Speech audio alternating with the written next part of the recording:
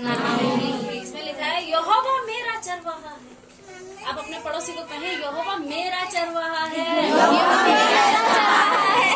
आप इस बात को घमंड में कहें कि यहोवा मेरा चरवाहा है। मुझे कोई घटी नहीं होगी। मुझे कोई घटी नहीं होगी। क्या तुम्हें लगता है कि मुझे कोई घटी होगी? क्या तुम्हें लगता है मुझे कोई घटी होगी? मुझे कोई घटी ना होगी। मुझे कोई घटी ना होगी। क्योंकि मेरा वसीयतनामा मुझे बोल रहे हैं। क्योंकि मेरा वसीयतनामा मुझे बोल रहा क्या है। हमें कोई घटी होगी?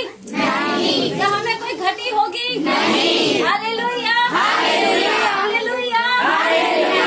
क्या परमेश्वर हमारे जीवन में कोई घटी को आने देगा? नहीं। मैं आपको उदाहरण देती हूँ। इस भवन में एक बार ऐसा तूफान आया और सारे जितने भी थे सब उठ के चले गए। प्रार्थना खत्म होने के बाद, क्योंकि मैं कॉलेज से आई थी, वो शैतान का हमला था, क्योंकि वो चालाक है। कौन? शैतान। अच्छी बात। उसने मेरे ऊपर एक हमला करा और इतनी घटी आ गई इस भवन में, इतनी परेशानी आ गई इस भवन में कि मैंने फैसला करा कि मेरे को चले जाना चाहिए, मेरे को ही हट जाना चाहिए, क्योंकि मैं हार मानने लग गई थी। लेकिन परमेश्वर हमारा चरवाहा बनकर आया, हमारा छुड़ाने वाला बनकर आया और उसने बातें करना शुरू कर दी। सबसे बड़ी बात है, अगर बाहर से सपोर्ट मिल रहा होता है वो एक अलग सपोर्ट होता है। जब घर से सपोर्ट मिल रहा होता है तो वो एक स्ट्रॉन्ग सपोर्ट होता है। Hallelujah, hallelujah. मुझे मेरे घर से सपोर्ट मिलता। आप समझ रहे हैं ना? जब मैं 5 महीने के लिए कॉलेज गई, ये बात मैंने आज तक किसी को नहीं बताई, इन्होंने खुद बताई कि मैं 5 महीने तक भवन में नहीं आया।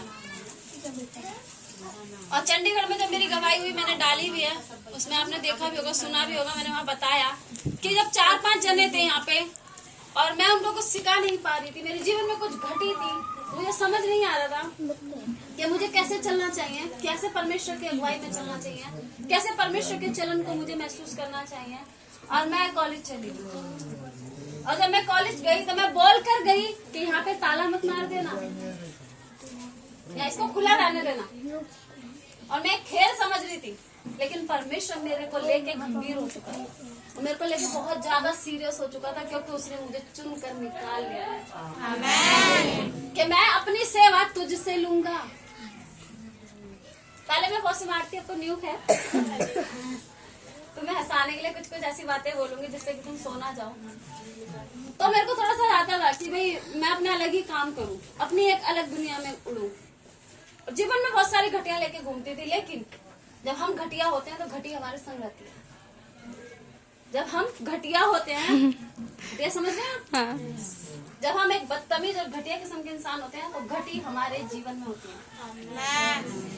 और जब हम यहोवा के पीछे पीछे लग जाते हैं, फिर हम बढ़िया हो जाते हैं और कोई घटी हमारे जीवन में। आमीन। Hallelujah, hallelujah. मैं परमेश्वर के कार्य से डरती थी, परमेश्वर से बातें करने से डरती थी और परमेश्वर के वचन नहीं पढ़ पाती थी। बहुत सारी घटिया थी और मैं इस घटी को लेके कॉलेज चली गई और पीछे से अपने पति को बोलकर गई कि आप भी जाते रहना, और एक दिन भी नहीं आए। यहोवा मेरा चरवाहा बन चुका था, इसीलिए 5 महीने में वहां रही और उसने अपने वचनों के द्वारा मुझे भरा। और मेरे पति एक भी दिन इधर नहीं आए। तो क्या यहाँ पे कोई घटी हुई? मेरे पति बोलते हैं, जब भी प्रार्थना करते, जब से आए कॉलेज से प्रार्थना करते, बोलते हैं परमेश्वर तेरा धन्यवाद सविता के लिए कि भाई उसने मेरे लिए इतनी प्रार्थनाएं करी। उसी का तो उत्तर है, यहाँ पे चीख चीख के बोलते हैं परमेश्वर मेरा यहोवा मेरा चरवाहा है, यहोवा मेरा चरवाहा है। Hallelujah, hallelujah. परमेश्वर का धन्यवाद हो कि यहाँ प्रभु ने ताला नहीं लगने दिया। यदि वो मेरा चरवाहा नहीं होता, मेरा चरवाहा शैतान होता, तो एक कलीसिया बंद हो जाती, यहाँ ताला लग जाता। लेकिन मैं प्रभु को बोल कर गई कि प्रभु मैं सीख कर आऊंगी और अधूरे ज्ञान से नहीं पूरे ज्ञान से आऊंगी। और जितने लोग यहाँ थे उन्होंने मेरी इस प्रॉमिस को, मेरी बात को माना, वो लास्ट तक अड़े रहे और ताला बंद नहीं हुआ।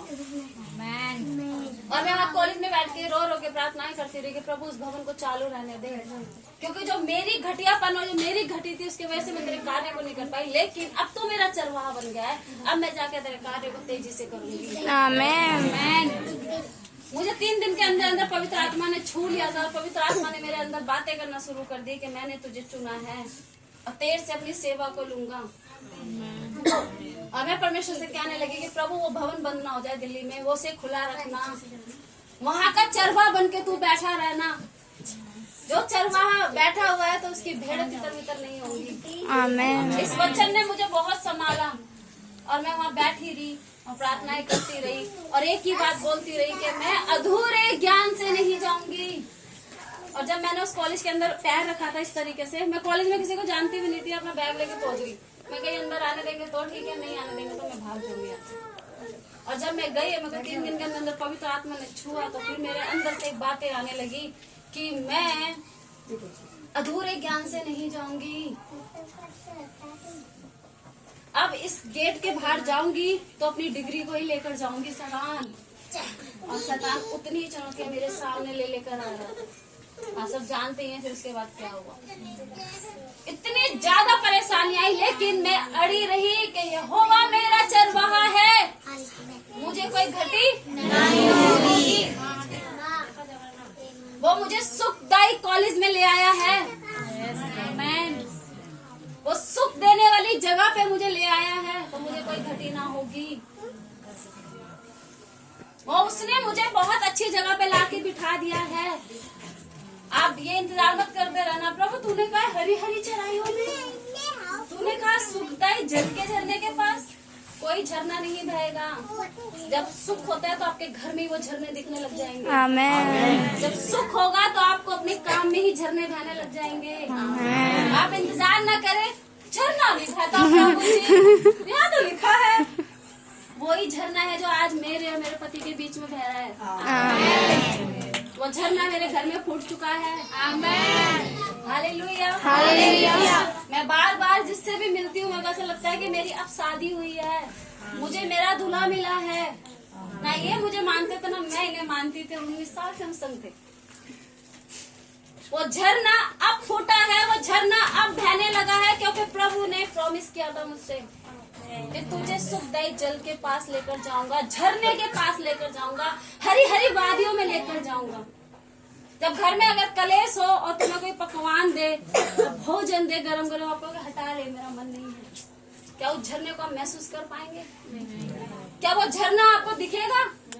झरना का कम आग ज्यादा दिखेगी। आग कहाँ से, ये बादल कहाँ से, तूफान कहाँ से आ रहे हैं मेरे जीवन में? आपको बदलना होगा, पहले आपको बदलना होगा, अपने आप को पहले आपको बदलना होगा। जब तक मैं नहीं बदली तो कुछ नहीं बदला, क्योंकि मैं बोलती थी मैं बदला लूंगी। हाँ सुनो सुनो मेरी स्टोरी सुना। अच्छा, मैं कहती थी मैं बदला लूंगी, परमेश्वर ने कहा पहले अपने आप को बदल ले। हमारा बदलना बहुत जरूरी है। बदला लेना हमारा काम नहीं है, अपने आप को बदलने का काम है। आमेन। हालेलुया। यदि बदला लेने पे आ जाए यीशु मसीह, अपने पे आ जाए, तो पता नहीं कितने बदले ले लेगा, कितनी कुर्बानियां उसने आपके लिए दी है। उसने नहीं कहा कहीं भी कि मैं बदला लूंगा। प्रार्थना करेंगे चर्च बड़ा हो जाए। देखो मेरी बेटी कहाँ बैठी है, कोने में। मेरे को तो ये हैरान होगी, जवान हो जाएगी तो कैसे